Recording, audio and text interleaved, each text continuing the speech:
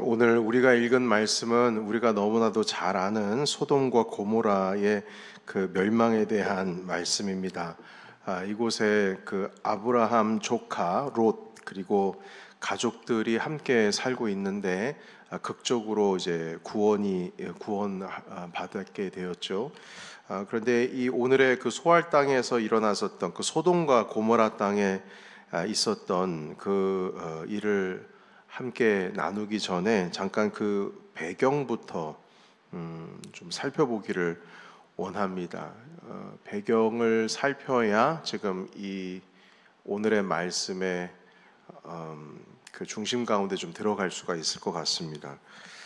하나님과 천사 둘이 소돔과 고모라가 얼마나 타락했는지를 살펴보기 위해서 이 땅에 내려오셨는데 사람의 모양을 입고 잠깐 들리셨습니다. 그리고 그 소돔이라고 하는 곳을 향하여 가는 길에 그 아브라함 집에 우리 주님이 들리셨어요.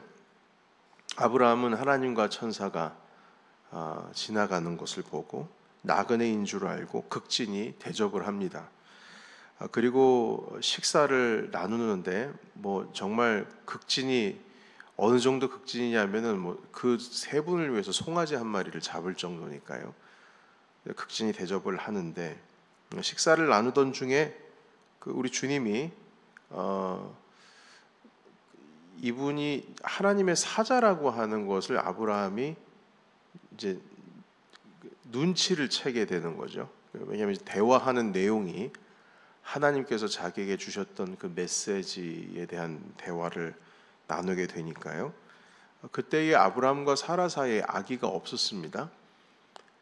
이미 얼마 전에 하나님께서 아브라함에게 아기가 있을 것이다 이렇게 그 말씀하셨고 그것을 믿음으로는 받았지만 하나님께서 다시 인간의 모습으로 오셔서 아브라함에게 얼마 전에 말씀하셨던 그것을 재확인시켜 주십니다. 더 구체적으로 말씀하시죠. 내년 이맘때에 너에게 아기가 있을 것이다. 그리고 그 이름을 이삭이라고 하라고 구체적으로 또 다 말씀까지입니다. 끝나셨고요. 그런데 사라가 그 대화하는 이야기를 듣고 장막 안에서 음식을 준비하면서 있다가 웃었습니다. 그래서 주님이 그걸 알아차리시고 네 아내 사라가 왜 웃느냐? 그러니까 사라가 또 그 얘기를 듣고 저쪽 장막 저쪽에서 저는 웃지 않았습니다. 아니다, 네가 웃었다. 그 이야기가 바로 이 소돔과 고모라 땅이 멸망당하는 바로 그 직전에 아브라함 집에 주님이 들리셔서 있었던 일입니다. 자, 이렇게 아브라함의 대접을 받고 이 천사 둘은 소돔 땅으로 그 땅이 얼마나 패역하고 타락했는지를 보기 위해서 살펴보기 위해서 이제 길을 떠납니다. 그리고 하나님께서는 아브라함 옆에 잠시 있으시면서 이제 이후에 있을 것에 대한 말씀을 하셨습니다. 소돔에서 죄악을 살펴볼 것이다. 그러니까 이 말은 결국에는 소돔이 무너진다는 뜻이죠. 아브라함도 직감을 하고 있습니다. 지금 천사 두 분이 저쪽을 향해서 가고 있는데 내 조카 롯이 있는 지역이긴 하지만 그 땅이 얼마나 타락했는지는 본인도 알고 있습니다.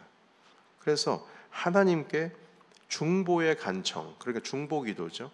중보의 간청을 하게 됩니다. 그곳에 있는 자기 친척 조카 롯과 그 식구들이 있기 때문이죠.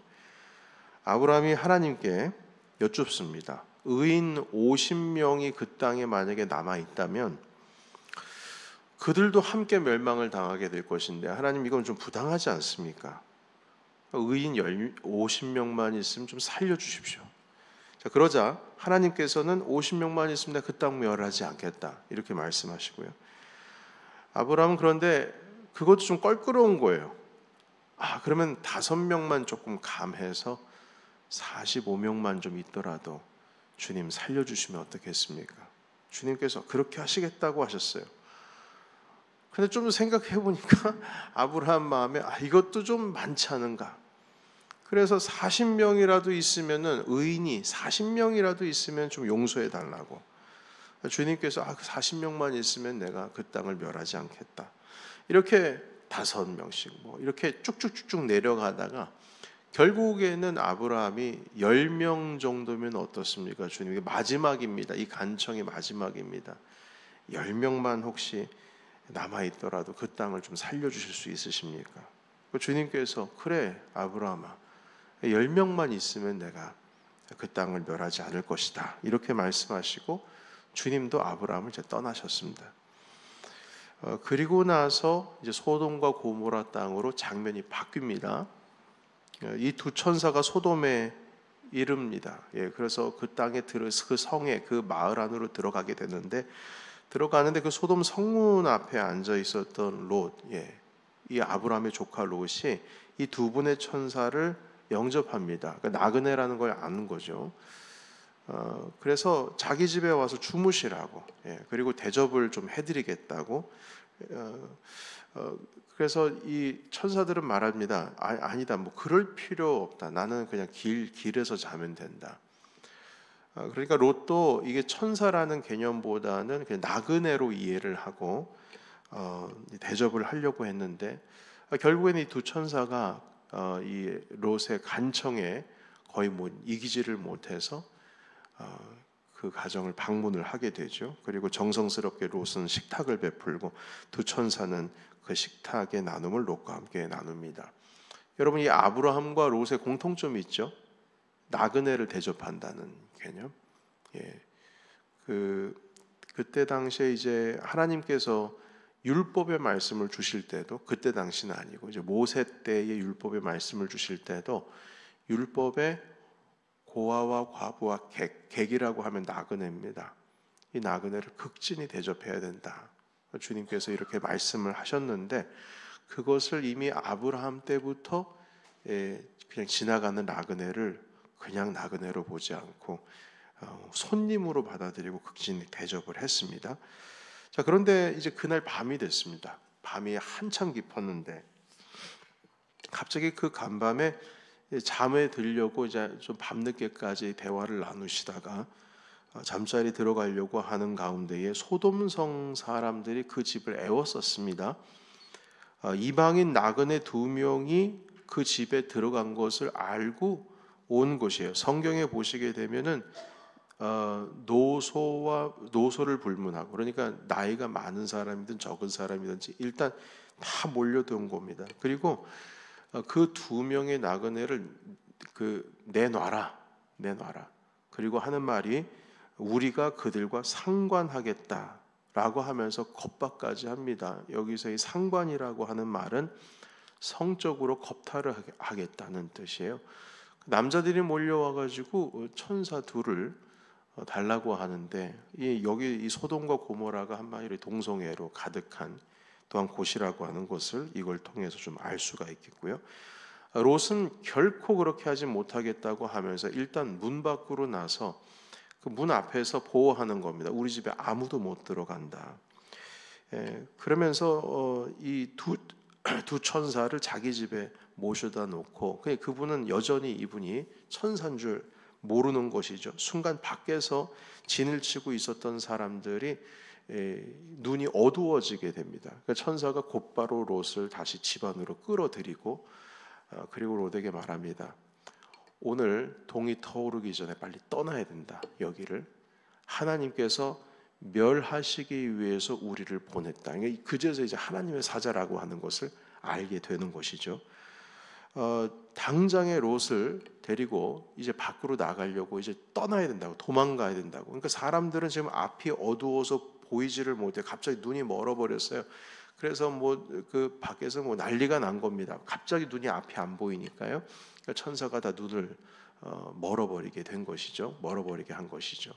그래서 이 상황에서 롯과 그 가족들이 탈출을 하려고 하는데, 아직 결혼을 안 한 두 딸이 있습니다. 그런데 이 두 딸과 이미 정혼을 해가지고 결혼을 할 그 신랑이 그 마을에 있는데, 그 소돔에 있는데, 그 남자 그 사위들을 데리고 떠나려고 주저주저 하는 거예요. 그런데 이 사위들이 그 이야기를 그 새벽에 듣고, 무슨 농담을 하십니까? 결국에는 그 주저하면 안 되는, 지금 동이 떠오르기 전에 빨리 도망가야 되는데 이 사위들은 그걸 믿지를 못하는 거예요. 농담하셔. 이 새벽에 무슨 저기 장인어른 무슨 농담을 그렇게 심하게 하십니까? 지금 새벽인데 깨워가지고 뭐 하십니까? 결국에는 천사가 이러다간 큰일 나겠다 싶어서요. 그 소돔 땅에서 롯을 강권해가지고 그냥 잡아 끌고 성 밖으로 일단 나갑니다. 나가게 되는데 말하죠. 지금 여기에 가만히 있다가는 그 불바다가 될 것이니까 당장에 뒤도 돌아보지 말고 저 산으로 빨리 뛰어가라 라고 하는데, 롯이 딱 계산해 봤을 때에 그 산까지 뛰어가는데 시간이며, 이 우리가 지금 이게 그 도망가는 이 속도로 봤을 때 거기까지 못 갈 것 같은 거예요. 그래서 지금 주님, 제가 저기 소알이라고 하는 저 작은 마을이 하나가 있는데 거기까지는 지금 도망갈 수 있을 것 같습니다. 그래서 저 산까지는 못 갑니다. 그러니까 저 마을은 좀 보호를 해달라고. 그래서 천사가 결국에는 거기 소알 땅까지 가면 내가 그 땅은, 그곳은 안전하게 지킬 것이다 하면서 빨리 도망가라고 하시죠. 그리고 나서 도망가는 그 과정 가운데에 이제 아내가 뒤를 돌아보는 순간 소금 기둥이 돼버리고, 그 다음 이후부터는 우리 다 뭐 아는 내용입니다. 네, 지금 이것이 바로 이 소돔과 고모라 땅 가운데에 그 하나님께서 심판하시는 내용, 그것이 지금 진행이 되었는데요. 여러분, 그 땅 가운데에 이 의인 10명이 없어서 결국에는 소돔 땅이 무너졌지 않습니까? 그렇다면 거기 살아남은 롯과 두 딸, 결국에는 이제 아내도 이제 도망가다가 죽게 되었는데, 여러분, 의인 10명이 없어서 소돔 땅이 무너졌다면 거기서 살아남은 롯과 두 딸은 의인일까요? 살았으니까. 여러분, 결코 그렇지 않습니다. 우리는 그 소돔 땅에서 살고 있다는 것 자체가 이 롯이 부귀와 영화를 보고 들어갔기 때문에 롯이 상당히 욕심이 많은 것을 우리는 어느 정도 알고가 있습니다. 그리고 이 롯이 사위들에게 길을 떠나야 된다, 지금 이거 망하게 되었다 라고 하면서 사위들을 끌고 도망가려고 하는데, 이 사위들이 농담으로 여길 정도면 그리고 그 길을 떠나고 있는 롯을 향해서 웃을 정도면 이 롯이 자기 가족에게 대한 어떤 신앙적인 영향력이 크지 않았다라는 것을 알 수가 있고, 그리고 그 사위들도 함께 도망하는 가운데에 뭐 우리가 뭘 잘못했다고 도망하냐고 라고 할 정도면, 여하튼 그 롯 가운데, 그 가정 가운데 있는 어떤 선한 의인의 영향력이 바라지 못했다라고 하는 것도 알 수가 있습니다. 그리고 나중에 우리가 아시다시피 롯이 소알이라고 하는 땅에 거주할 때에 결국 그 땅도 무서워서 산으로 올라갔거든요. 그런데 이 두 딸이 이거 결국에는 우리가 살고 있는 땅 가운데 남자가 없지 않느냐 해서 이 두 딸이 아버지 술 자시고 주무실 때에 그 침소에 들어가 가지고 아버지와 관계를 맺습니다. 첫째 딸, 둘째 딸 다. 그래서 이 자손들이 모압이라고 하는 나라, 그리고 암몬의 조상들이 되죠. 이것만 보더라도 이 두 딸도 의인이 아니라는 것을 알 수가 있습니다. 따라서 이들이 살아남게 된 것은 뭐 이들이 의로워서, 그러니까 그나마 10명도 없었지만 그럼에도 불구하고 하나님께서 의로워서 살아나게 하셨다라고 하는 것이 아니라, 이게 하나님께서 이제 아브라함을 만났을 때 아브라함이 조카 롯을 위해서 중보기도 하지 않았습니까? 성경에도 말씀해 보시게 되면 아브라함의 기도 때문에 이들이 살아남게 되었다라고 하는 것을 성경이 보여주고 있습니다. 자, 여러분, 그런데 이 때가 중요합니다.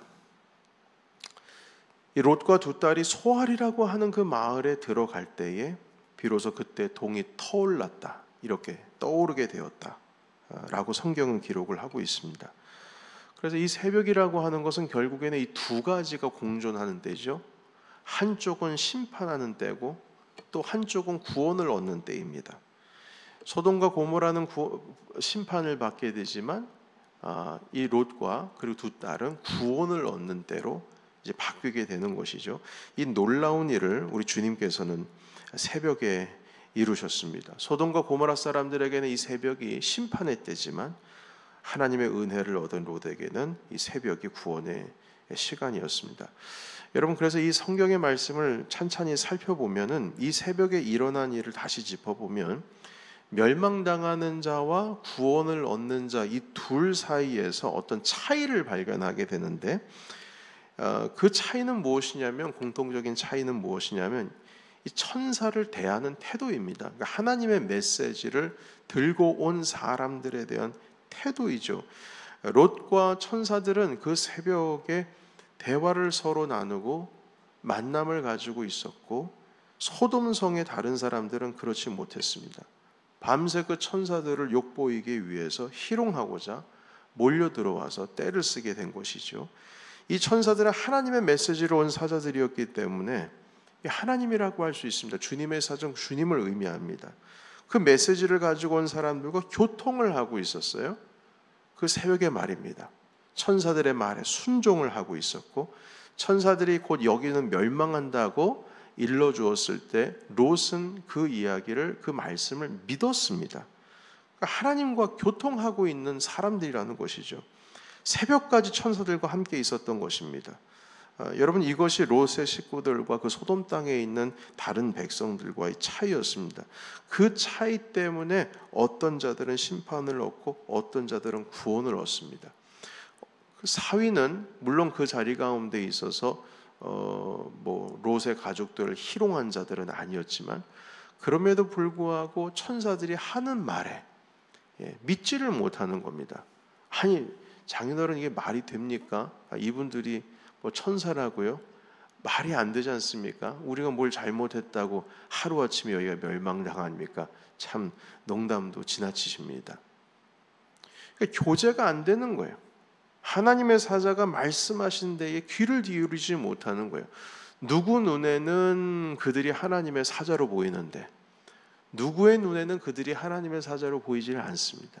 하나님께서 이미 그 땅 가운데 말씀을 가지고 오셨고 나누고 있는데, 그 말씀을 어느 누구는 받고 어느 누구는 받지를 못하는 거예요. 여러분, 똑같습니다. 천사들이 날개 2개 달고 와가지고 야, 내가 여기 곧 망하게 할 거다, 이게 아니에요. 사람의 모습으로 와서.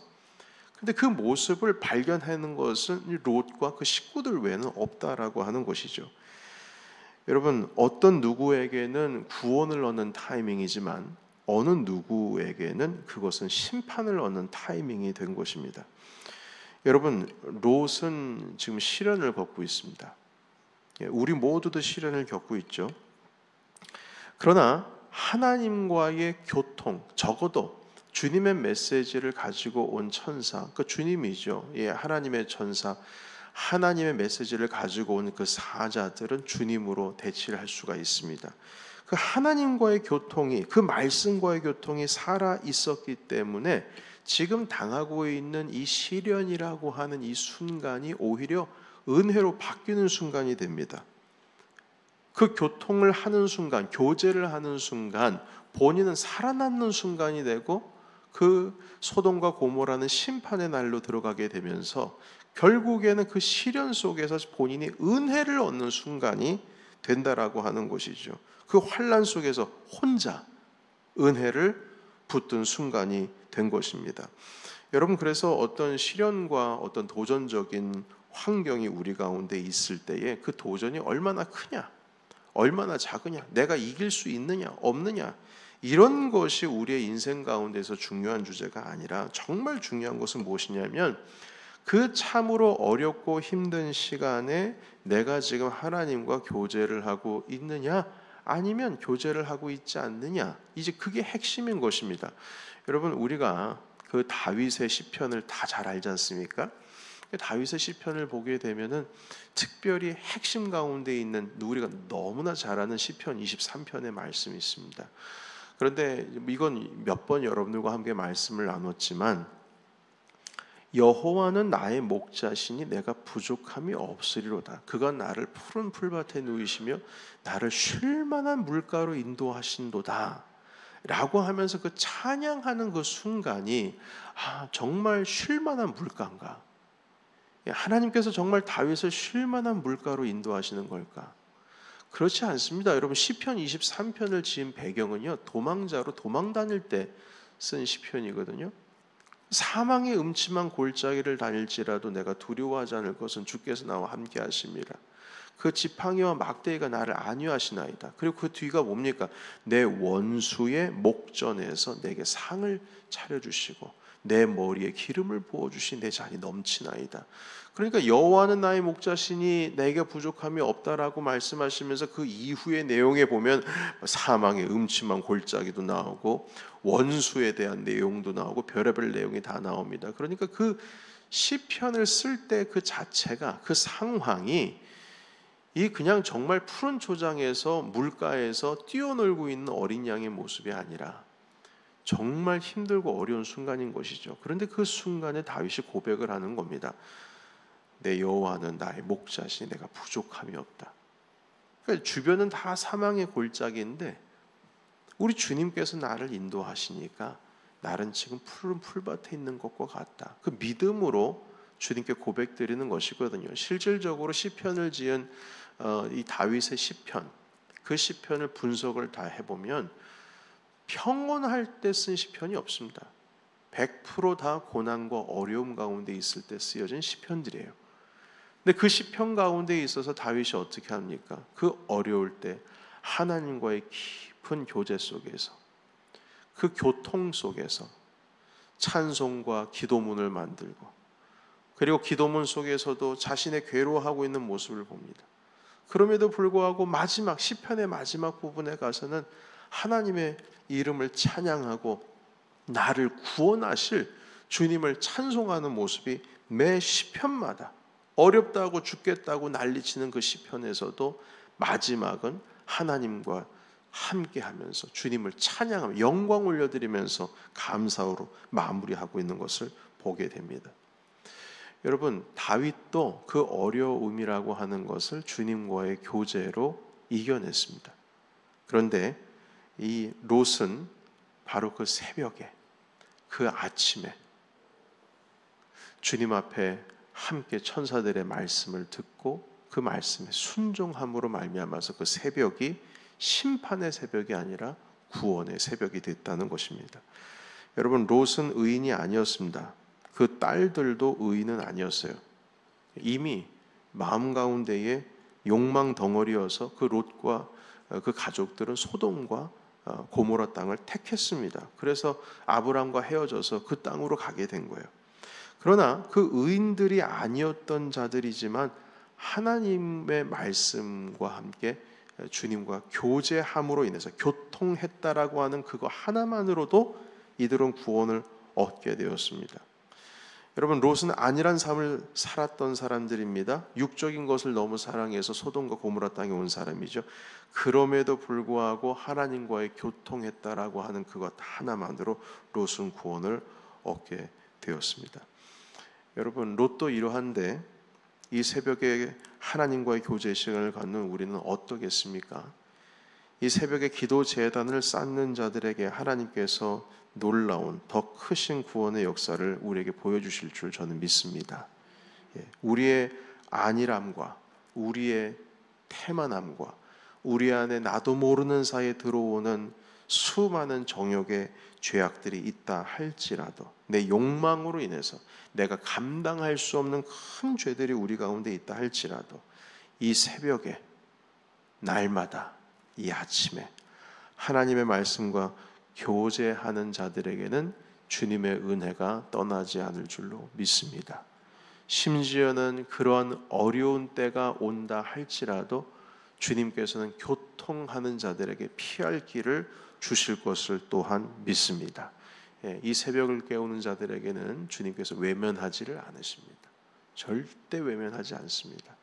여러분, 그 기도의 자리를 꼭 지키시고 우리 하나님께서 베풀어 주신 심판이 아니라 은혜의 자리 가운데 함께 서 있는 우리 모두가 되시기를 예수님의 이름으로 축원합니다. 아멘. 기도하겠습니다.